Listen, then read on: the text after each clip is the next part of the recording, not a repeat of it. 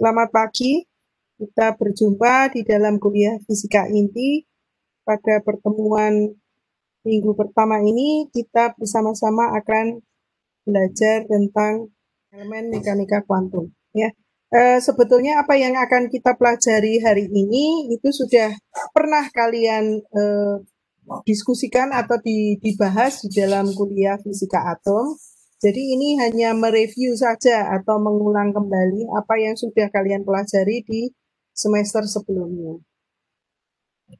Terkait dengan elemen mekanika kuantum, nanti beberapa hal akan kita review kembali, kita ingat kembali. Yang pertama adalah terkait dualisme gelombang partikel. Jadi bahwa gelombang elektromagnetik itu ternyata kemudian diketahui atau dianggap bisa memiliki sifat seperti partikel, ya.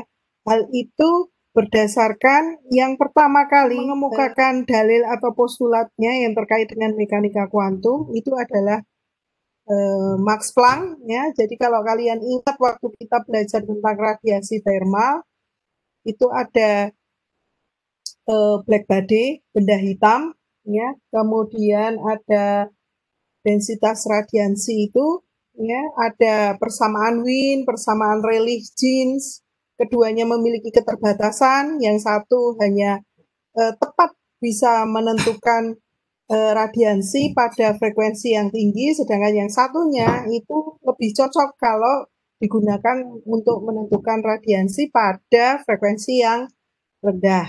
Nah, kemudian Max Planck mencoba untuk menjembatani di antara keduanya, ya. Kemudian ada persamaan yang dikemukakan oleh Max Planck. Nah, setelah itu Max Planck menyampaikan bahwa dinding rongga kaviti itu kan tersusun dari atom-atom, ya. Di dalam atom itu ada elektronnya, dan elektron yang ada di dalam dinding kaviti itu memiliki energi yang bukan kontinu, karena pada fisika klasik dikemukakan bahwa energi dari elektron penyusun dinding kaviti itu adalah bersifat kontinu, ya. Tetapi Max Planck itu menyampaikan bahwa energi dari elektronnya itu haruslah diskrit atau yang kemudian dinyatakan sebagai istilahnya terkuantisasi, ya. Kemudian selanjutnya dari kuantisasi energi itu ada ilmuwan lain yaitu Einstein yang mengemukakan tentang efek fotolistrik. Kemudian di dalam pembahasan efek fotolistrik itu Einstein menyatakan bahwa energi radiasi gelombang elektromagnetik yang terkuantisasi itu berada di dalam suatu bundel atau paket yang kemudian disebut sebagai foton.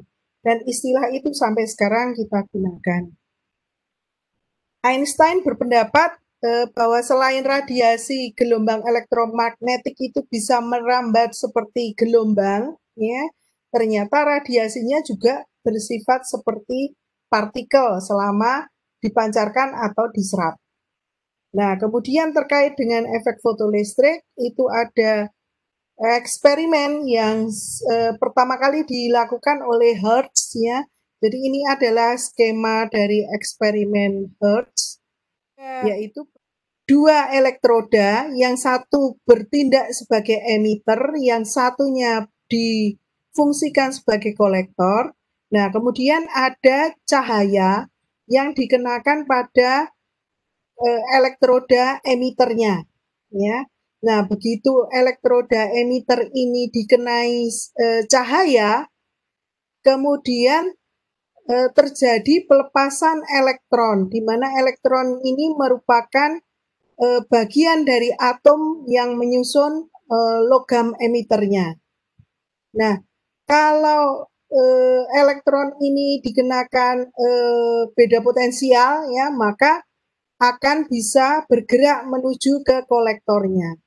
Nah, dengan menghubungkan antara emitter kolektor itu dengan rangkaian elektronik, maka banyaknya elektron yang dihasilkan akibat emitter dipapari dengan cahaya itu bisa diukur atau ditentukan, ya, karena jumlah atau banyaknya elektron per satuan waktu itu akan menunjukkan arus listrik, ya. Ini saya harap kalian masih ingat dengan skema untuk efek fotoelektrik. Ya, itu yang pertama. Nah, kemudian yang kedua itu adalah kebalikannya, dualisme partikel gelombang yang dikemukakan oleh Louis de Broglie, ya. Jadi kalau misalnya gelombang elektromagnetik yang berupa gelombang bisa memiliki sifat seperti partikel, maka seharusnya berlaku untuk kebalikannya, ya. Jadi de Broglie itu menghipotesiskan bahwa sifat dualisme gelombang partikel pada gelombang elektromagnetik, radiasi gelombang elektromagnetik harusnya bisa diterapkan pada materi. Kemudian seperti foton, di mana foton ini adalah gelombang elektromagnetik memiliki gelombang, ya, yang menyertainya, maka begitu juga dengan partikel materi, misalnya elektron. Harus kalau dipandang sebagai memiliki sifat seperti gelombang, maka gelombang ini akan menjadi penyertanya dan yang menyebabkan terjadinya pergerakan elektron tersebut. Nah, kemudian de Broglie mengajukan bahwa aspek gelombang dari materi itu dihubungkan dengan aspek partikelnya dengan cara kuantitatif yang sama dengan kasus yang berlaku pada gelombang radiasi gelombang elektromagnetik. Nah, kita tahu bahwa untuk foton, persamaan untuk menentukan energi itu tergantung pada atau berbanding lurus dengan frekuensinya, ya. Nah, sedangkan untuk partikel pada kondisi energi diamnya, energi rehat, kita bisa menentukan energinya sebesar momentum dikalikan kecepatan, ya. Nah, oleh karena itu, nah, kedua persamaan ini E sama dengan H nu, ya, di mana nu ini adalah frekuensi, harus sama dengan energi sebesar momentum dikalikan kecepatan cahaya. Sehingga kita mendapatkan persamaan ini, ya, bahwa energi sama dengan momentum dikalikan kecepatan cahaya harus sama dengan konstanta Planck dikalikan frekuensi, ya, di mana persamaan yang kanan ini menunjukkan sifat materi tersebut sebagai gelombang karena energi sama dengan H kalikan nu ini adalah berlaku untuk gelombang elektromagnetik. Ya. Nah, kalau frekuensi ini kita nyatakan sebagai panjang gelombang, maka kita akan mendapatkan persamaan E sama dengan H dikalikan kecepatan cahaya dibagi dengan lambda. Ya. Nah, dengan demikian P kalikan C harus sama dengan H kali C per lambda. Di sini kalau kita diperhatikan C-nya itu seharusnya bisa dicoret, ya. Nah, karena di sisi kiri ada C, di sisi kanan ada C, ya. Sehingga kita akan mendapatkan persamaan yaitu P sama dengan H per lambda, ya.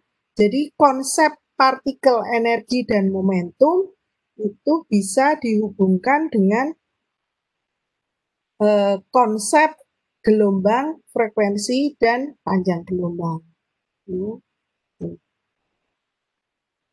Nah, jadi dari persamaan tadi akan diperoleh relasi de Broglie atau persamaan de Broglie yang sangat terkenal, yaitu bahwa panjang gelombang suatu partikel, suatu materi, itu besarnya adalah konstanta Planck dibagi dengan momentumnya.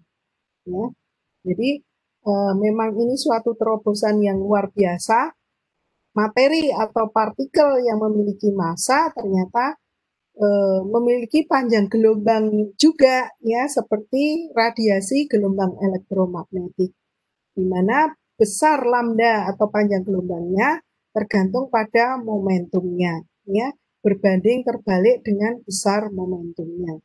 Semakin besar momentum, maka lambdanya akan semakin kecil, begitu juga sebaliknya. Semakin kecil momentum, lambda akan semakin besar.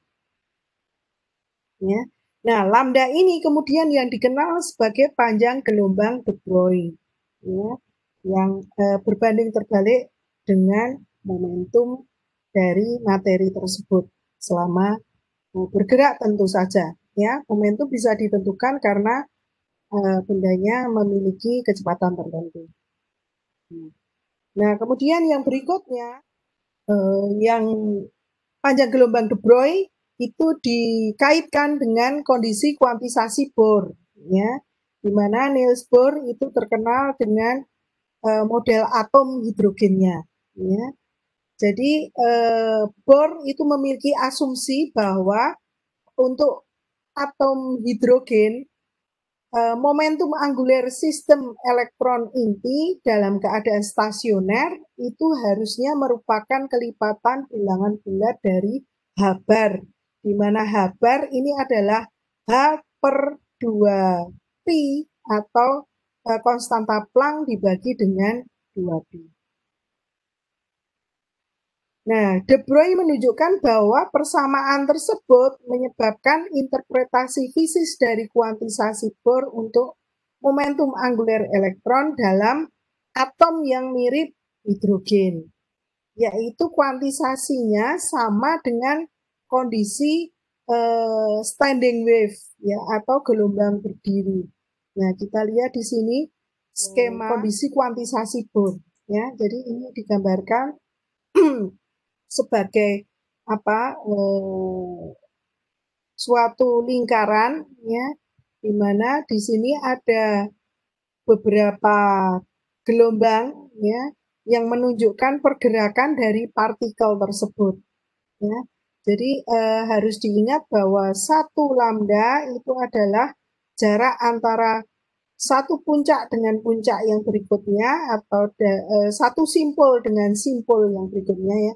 Ini ya, satu puncak terhadap puncak berikutnya itu adalah satu lambda ya, atau simpul kalau simpul ya ini melewati simpul lagi dan simpul lagi ya. Oke. Jadi saya yakin kalian paham maksud saya apa itu panjang gelombang ya. Nah, gelombang berdiri ini ya maksudnya dari standing wave ini di sekitar keliling lingkaran ya, ini ditunjukkan pada skema di atas ini ya. Nah, kalau kita perhatikan pada skema ini, maka kita bisa mengetahui bahwa di dalam lingkaran ini ada 3 lambda, 3 panjang gelombang ya.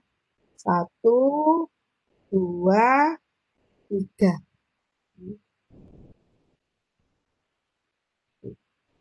Terus dari model atom Bohr ya, kita juga mendapatkan hubungan antara MVR ya, yang dikaitkan dengan NH bar ini ya, di mana H bar itu adalah H per 2 pi. Dan N-nya menunjukkan kondisi kuantisasinya karena N ini adalah bilangan bulat positif. Ya. Nah, karena tadi di skema itu ada suatu lingkaran, ya, maka kalau kita nyatakan dari persamaan ini ya, 2pi R itu seharusnya sama dengan NH per MV, ya, NH per MV harus sama dengan NH per P-nya, ya, itu. Karena apa? Momentum itu adalah perkalian antara massa dengan kecepatan, sehingga penyebut di sini itu bisa dinyatakan sebagai momentum, ya. Nah, kemudian ingat lagi persamaan De Broglie tadi bahwa Konstanta Planck dibagi dengan momentum itu tidak lain tidak bukan adalah panjang gelombang, ya. Sehingga NH per P ini harus sama dengan N dikalikan lambda, ya. Sedangkan tadi di depan sini di sisi sebelah kiri kita tahu 2pi dikalikan R itu adalah keliling dari suatu lingkaran, ya. Sehingga 2πr itu seharusnya merupakan kelipatan bilangan bulat positif dari panjang gelombang. Itu yang ingin disampaikan terkait dengan dualisme partikel gelombang. Partikel memiliki sifat seperti gelombang. Nah, yang berikutnya itu adalah prinsip ketidakpastian Heisenberg. Kita lihat di sini, ya, pada mekanika kuantum perlu digunakan gelombang de Broglie untuk menggambarkan partikel tersebut.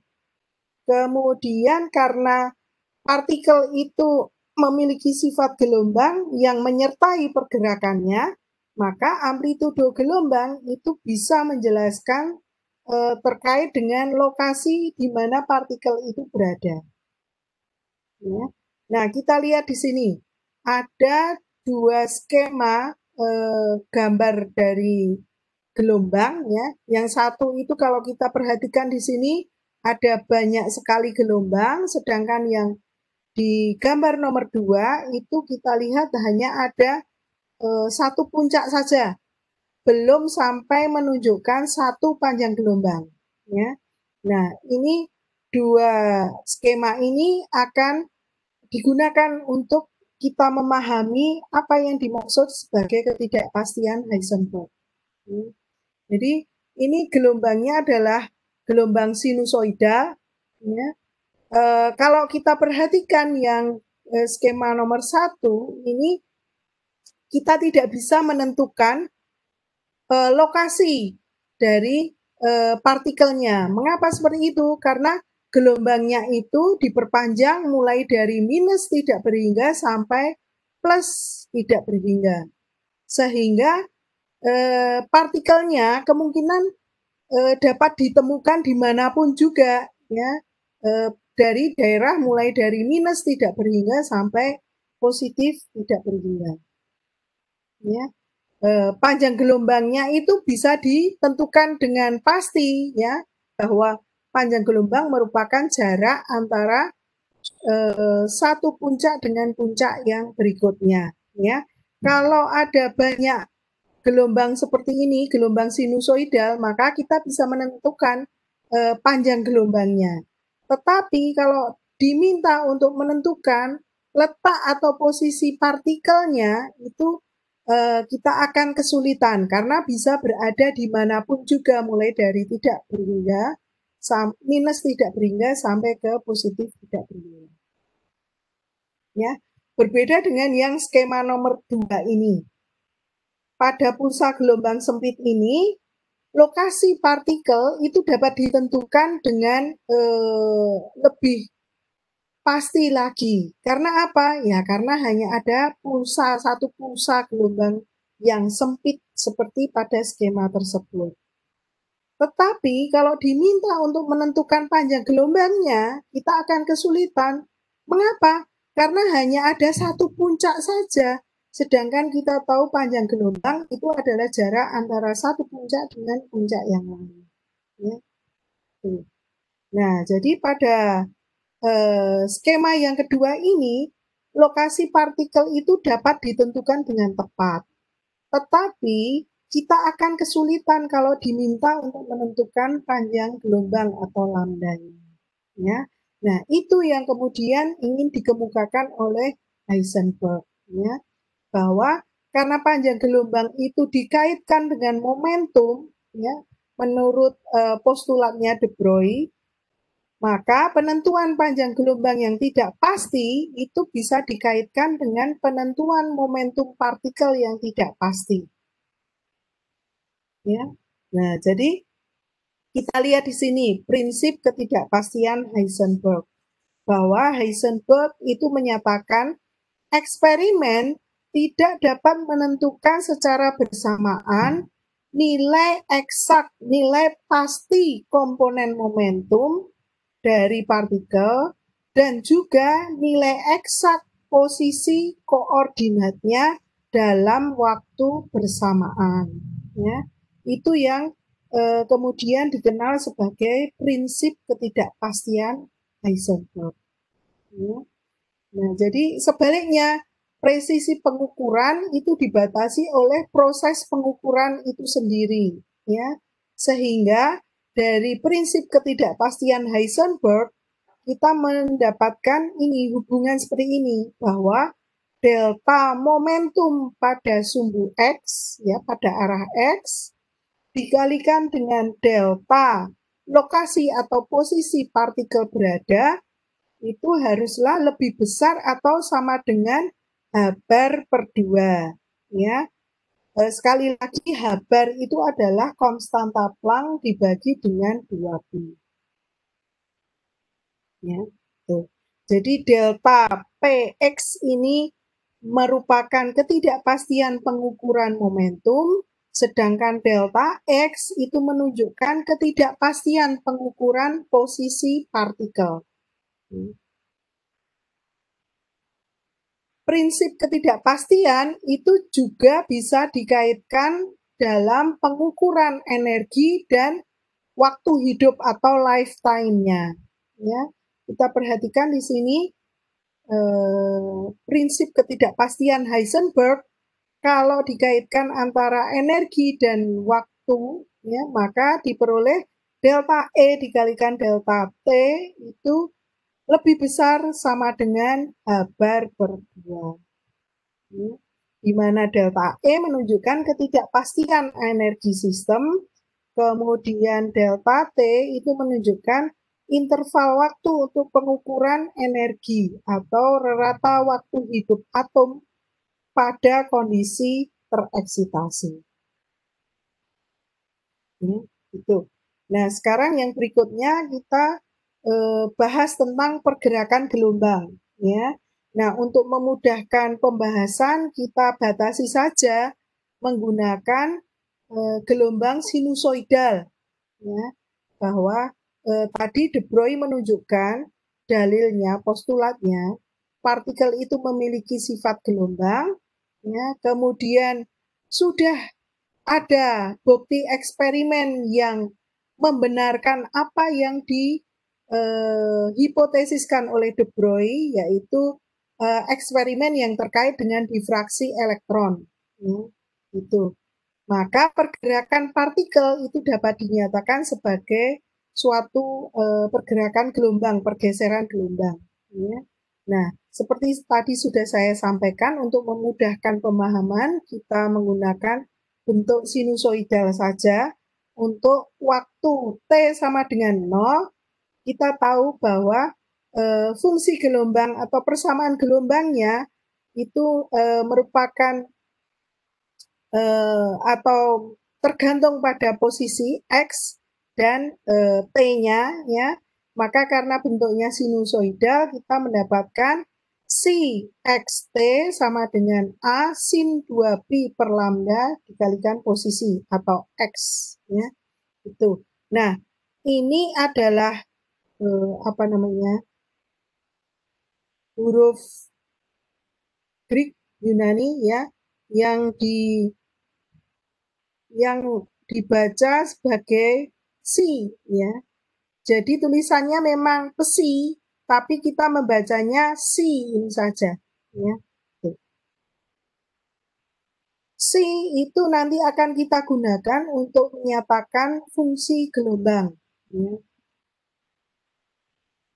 Jadi pada saat T sama dengan 0, kita memiliki fungsi gelombang A sin 2pi X per lambda.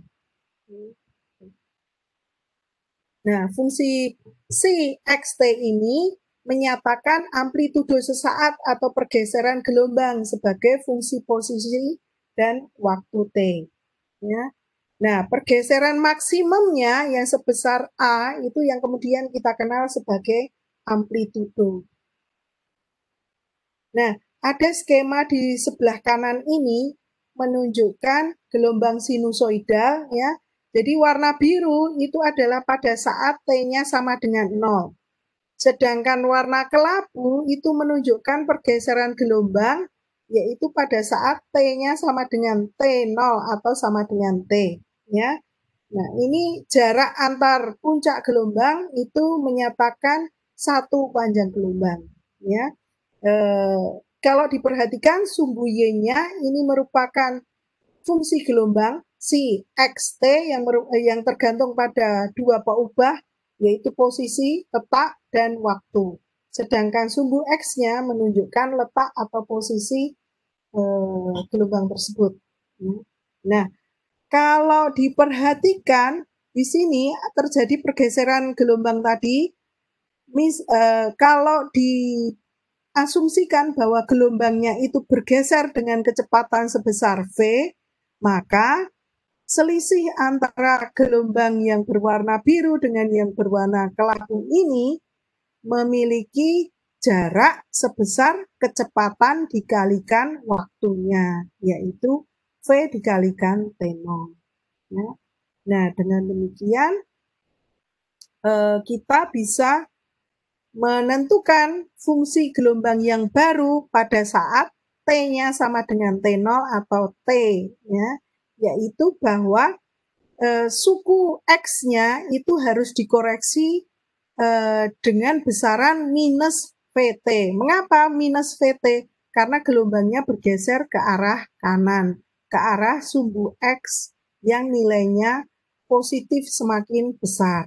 Ya. Sehingga fungsi gelombang yang kita peroleh itu besarnya adalah A sinus 2pi per lambda, X-nya sudah dikoreksi dengan besaran sebesar minus VT.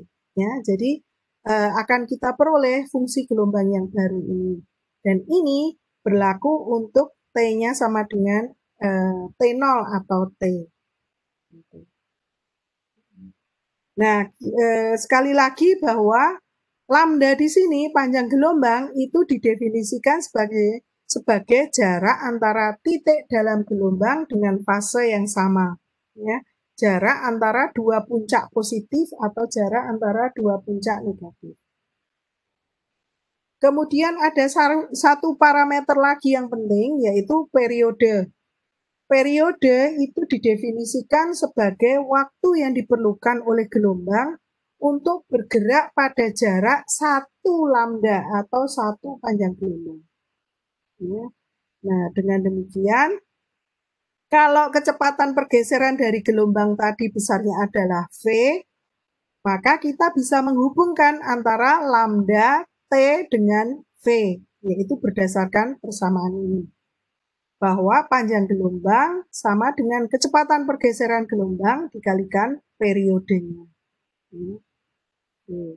Nah, karena kita mengetahui bahwa panjang gelombang itu bisa dikaitkan dengan frekuensi, begitu juga periode itu terkait dengan frekuensi, di mana frekuensi nu atau F itu sama dengan seperti, ya, yang menunjukkan jumlah puncak setelah melewati titik tertentu, siklus lengkap per detiknya, yaitu frekuensinya, maka kemudian kita bisa melihat di sini, ya, kalau kita gunakan lambda sama dengan VT ini untuk mensubstitusi V di dalam persamaan fungsi gelombang ini, ya, maka kita akan mendapatkan hubungan yang seperti ini, ya.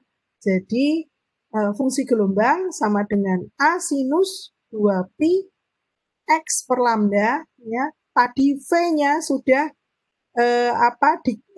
diganti dengan menggunakan V sama dengan lambda per T, ya.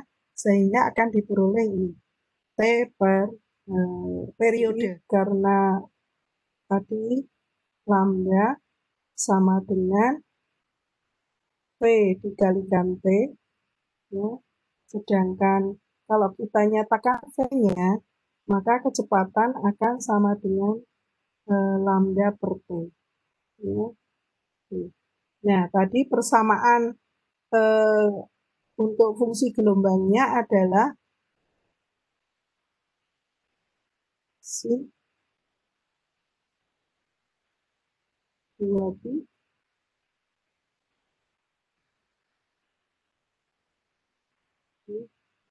2pi x per lambda minus, karena tadi di sini ada V T ya, maka V-nya kita gunakan itu menjadi 2pi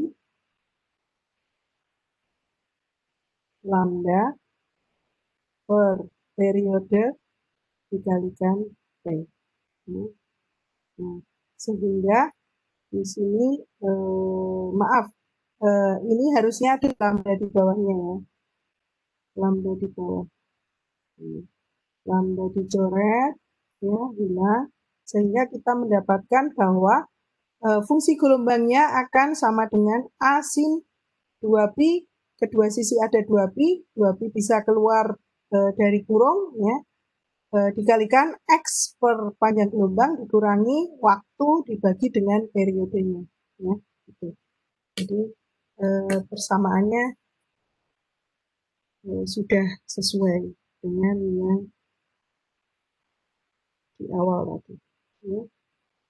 Oke, selanjutnya, nah kalau kita menggunakan dua parameter baru ya, yaitu K itu dikenal sebagai bilangan gelombang atau wave number, dan omega itu menunjukkan frekuensi anguler atau frekuensi sudut ya, maka persamaan fungsi gelombang C tadi bisa digantikan dengan menggunakan parameter K dan omega. Mengapa harus diganti? Ya sebetulnya hanya untuk memudahkan saja pada pembahasan berikutnya. Pada saat kita harus melakukan derivasi yang pertama, derivasi yang kedua, begitu ya. Sehingga supaya memudahkan, yaitu dengan cara bilangan konstannya 2pi dan lambda dianggap konstan ya, karena pada lambda tertentu nanti nilainya akan tetap sama ya. Jadi ini dikenalkan parameter K, yaitu K itu adalah bilangan gelombang wave number, dan omega yaitu frekuensi sudut ya, untuk menyederhanakan fungsi gelombang di atas tadi ya. Jadi 2pi per lambda itu adalah K, 2pi per T itu adalah omega, maka fungsi gelombang yang baru itu akan kita peroleh menjadi lebih simpel lagi. Si xt akan sama dengan amplitudo A sin kx minus omega t. Nah, ini nanti akan digunakan di dalam pembahasan selanjutnya pada saat kita belajar tentang persamaan Schrödinger.